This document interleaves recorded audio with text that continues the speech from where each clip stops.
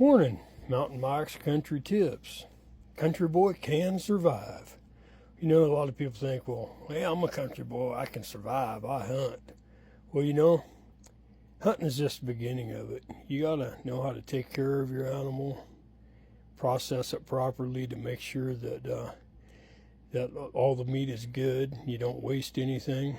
A lot of people just field dress them, take them to a butcher, which is fine, you know, and a lot of times that's all you don't have the time to do it right yourself. But you need to know how, just in case, you know, a butcher's not available or whatever. So if you're going to be a country boy can survive, you got to know how to process. So I was raised, we always hung our deer to 3 to 5 days, but the last 5 or 6 deer I've done, I don't do it that way anymore.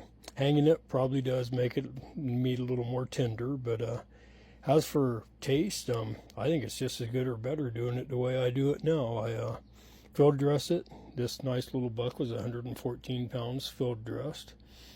Bring it home, get it skinned, and all the blood shot cut off of it as soon as you can, and wipe it down with some 50% vinegar and water. And then I quarter it up and put it in the freezer, and then I start cutting it up. After about 3 hours later, I'll start cutting it up 3 to 6 hours after it's good and cooled down, and just get her all cut up. This little buck, I ended up with 47 pounds of boned out meat off of it.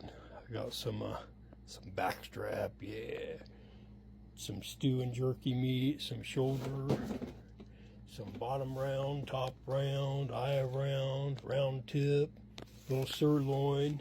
And when I cut up my deer, I just cut it up in these muscle segments, and I don't make steaks out of it, because this way your options are all open when you thaw it out.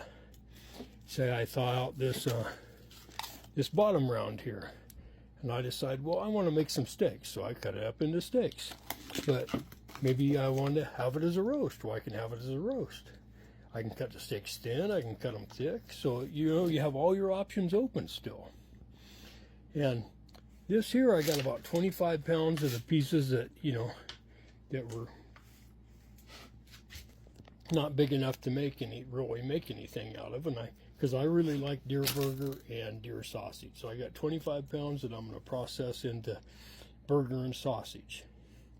And one thing about when you're butchering your deer, I don't know about whitetail, but these deer that I get here in California, the fat is pretty much rancid. So you need to trim every bit of fat you can off of it and just throw it away. Give it to the coyotes or whatever, but the fat is no good. So cut all the bloodshot off, all the fat, and any of the bad looking skin, etc., you know, film off of it. So then you'll have some very good tasting meat, hardly any wild taste. Mountain Mike's Country Tips. You got to take care of your own deer if you're going to be a country boy.